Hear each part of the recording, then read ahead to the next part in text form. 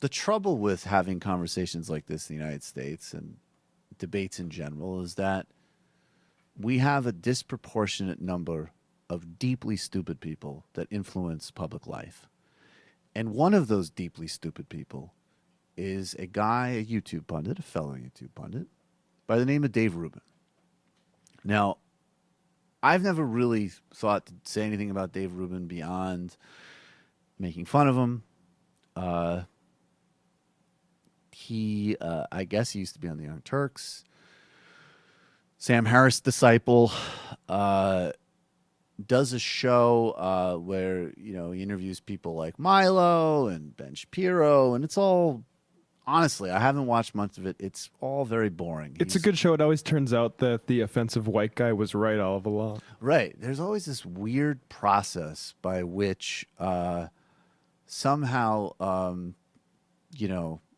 grotesque bottom feeders that make their living bitching about a woman Ghostbusters or saying that African American studies departments are ruining the planet, or I don't know, Anthony Cumia not having a serious show is like the greatest threat to freedom of speech and freedom of thought in the history of the planet. And other ideas you want free exchange of. Yes, and other ideas you want free exchange of. I do think it's interesting if you ask these people, like, hey, say they're on their, rocking chair as they sit back and watch the rising sea levels. And they say, like, hey, what did you do during the age of Trump and unprecedented assaults on the public and global terrorism and mass inausterity and a global climate crisis? What I did was I did segments about how kids at Oberlin didn't like racists, but that they were the bad ones. That's what I was focused on during that time. So Dave Rubin, and he has nothing worth, and it's all this, classical liberalism, free exchange of ideas, blah, blah, blah, jerk off stuff. And he just does this sort of basically like, it's a conduit show. It's kind of a soft alt-right show, in my opinion, just kind of basically, as I say, has on a lot of guests. And then he does the thing where, and he clearly, he has no idea what he's talking about. He'll say he supports single payer healthcare, but then kind of roughly describes some other system. He endorsed Gary Johnson, sort of the perfect meeting point of genuinely dumb and breathtakingly cynical and deeply boring. But how well Jesus treated the Muslims? Yeah, Jesus treated Muslims well. He didn't have a problem with Muslims, and he was around plenty of them. That's another thing that you could look up that Dave Rubin said. And there's a big market for this stuff, and there's nothing terribly like. Starting with Sam Harris, who I would say, Sam Harris is in an entirely different intellectual league than Dave Rubin. I will acknowledge that. But there is a market for this notion that there are these really challenging and hard ideas that actually somehow confirm all of your biases. These really controversial opinions that actually underpin the status quo. These really unsettling things that actually mean in a real college environment that you just won't be exposed to any type of challenge to your ideas and privileges. I'm not that far out of college, frankly, okay? And yes, I went to a liberal arts college. There were conservative students. There was everybody. They could say what they wanted. But you did see in some classes, maybe people were thinking about their position in the world in a way that they hadn't before. God for fucking bid. So he's, but there's a big market for this, and it's easy and it's comfortable with the fake allure of being challenging. There were nothing more rewarding and a great market to constantly have your confirmation bias confirmed in a way that suggests that you're actually on the edge. It's a great marketing position. Mother Jones recently did a piece about how, I think this is, actually a limited angle because direct funding mechanisms by things like Patreon or Indiegogo can support everything. They can support things that are much better and more radical than what you might get in mainstream press. But the focus on this happened to be on how alt-right and far-right extremist figures are able to get direct funding from their fans and escape, the Fox News syndrome, or other outlets where if they go too far, you can target their advertisers. And as part of this article, Josh Harkinson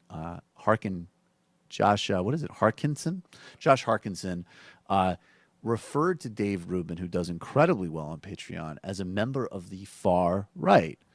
I guess for the obvious reason that Dave Rubin basically has a far right show, where he at the very least, gives platforms to a lot of extremists.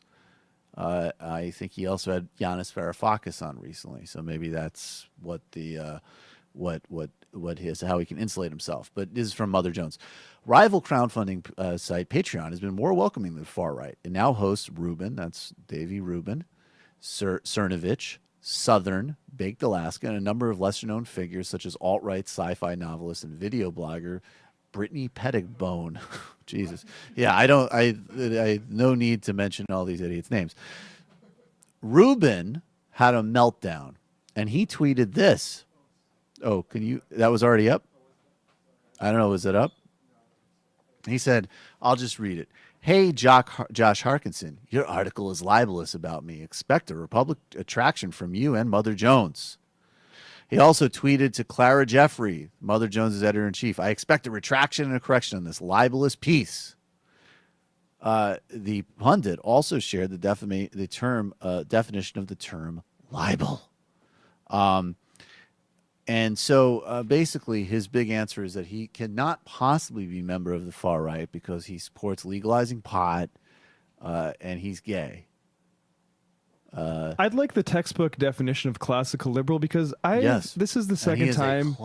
This is the second time in I think 1 or 2 months, because Cassandra Fairbanks too was also upset that she got caught throwing up white power hand signs in the White House press briefing room. Right. That these free speech defenders who might describe themselves as classical liberals, very quick to take recourse to libel laws, which I thought free speech activists weren't super big fans of that. It's just interesting to me. Yeah, it's so weird. It's like unless somebody is whining that they didn't get booked in college to do their brand new anti-transgender material, all of a sudden everything else seems to be very quickly put on the table, like accurately describing Dave Rubin's show. Now, to be fair, Dave Rubin might be genuinely stupid enough to not understand what his politics actually are. And I have a good example of this. Dave Rubin is so hackish and so unoriginal that he is also a practitioner of the oldest and laziest, and yes, sorry to say, Dave, far-right tactic imaginable, which is, hey, you remember that Martin Luther King Jr. guy? You know what he would be today if he was still alive? A conservative. Watch Dave Rubin make the case. I think about this stuff. I really do. I pause it. This is what I do for my life. So I sort of believe that you think about this stuff, which is why you look so confused all the time. Go ahead. I worry about what's happening in Western society, about whether our successes have led us to a place where we're just giving it up. Where young people think that socialism is cool, that this leftist nonsense is cool, that the oppression Olympics is cool, that suddenly segregating based on race is cool, that the ideas of Martin Luther King and JFK that were true liberals, the liberals that I believe in, that these ideas are becoming old school. Martin Luther King and JFK would most likely be conservatives by today's standards. I'd like to read from JFK. This is after he accepted his Nobel Peace Prize in Oslo in 1964. He observed that the United States could, quote, learn from Scandinavian democratic socialism. He then talked about the need to confront the class issue, which is incredible because if you go back, Martin Luther King Jr. was now doubling up on two parts of the oppression Olympics. One, civil rights for black people, and then adding class to it. He also confided to his staff, and this is 1966, you can't talk about solving the economic problems of the Negro without talking about billions of dollars. You can't talk about ending the slums without first saying that profit must be taken out of the slums. You're really tempering and getting on dangerous ground because you're messing with folk then. You're messing with the captains of industry. Now, this means we're treading on difficult water because it really means that what you're saying is that there is something wrong with capitalism. There must be a better distribution of wealth, and maybe America should move towards democratic socialism. Martin Luther King Jr., of course, at the end of his life was organizing on a class basis along with race and condemned imperialism in Vietnam. I am confident that Dave Rubin does not know any of this stuff and did not bother to look up any of those quotes. Can I libel him a bit more? In addition to far right, I just want to reiterate the point that if you describe yourself as a free speech absolutist and don't understand the paradox of being quick to use libel laws, then you're a charlatan or a fraud. And also a moron. I want to keep insulating us from this by really emphasizing that I totally believe that Dave Rubin is absolutely stupid enough to genuinely not know what he's talking about and think he was libeled. As my buddy Dick Coughlin said, it's the war of ideas. And in that war of ideas, Dave Rubin's Grenada. But I just do want to say, there is one good thing that's come out of David Rubin's work. And that is the birth of a new character. I really do worry about the fate of Western civilization. You know, when Anthony Cumia can't do good N-word material on Sirius XM, we know that we're giving in to Sharia. And we don't hate people. We're not racist. We just have a problem with bad ideas, which is why we think Muslims should be spied on and hit with drones. And now there's the oppression Olympics. People all of a sudden want to sit at a counter at Howard Johnson's, even when there's a perfectly good counter across the room. It's the oppression Olympics. Sad. Have you tried doing an impression on a college campus?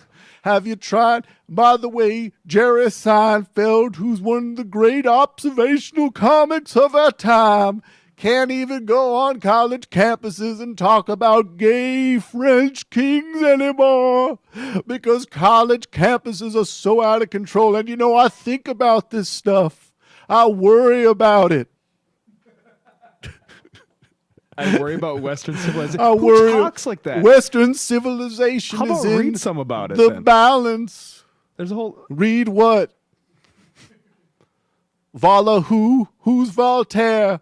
I was just having dinner with Ann Coulter and listening to Milo make some incredibly funny jokes about having sex with men from Jamaica. I think I understand Western civilization.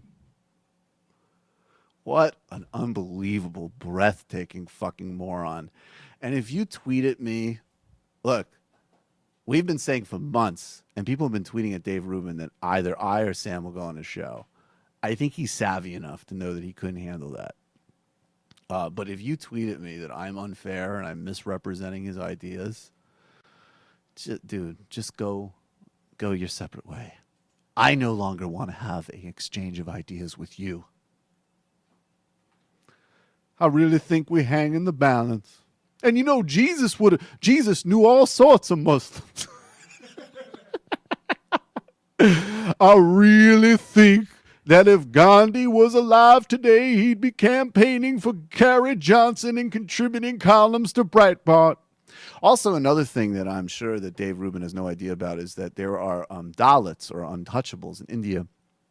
MLK was very influenced by Gandhi, which actually helped develop his strategies for nonviolent resistance.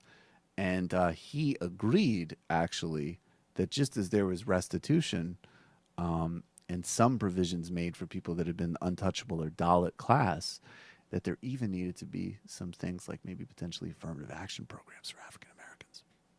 Sorry, hate to break it to you.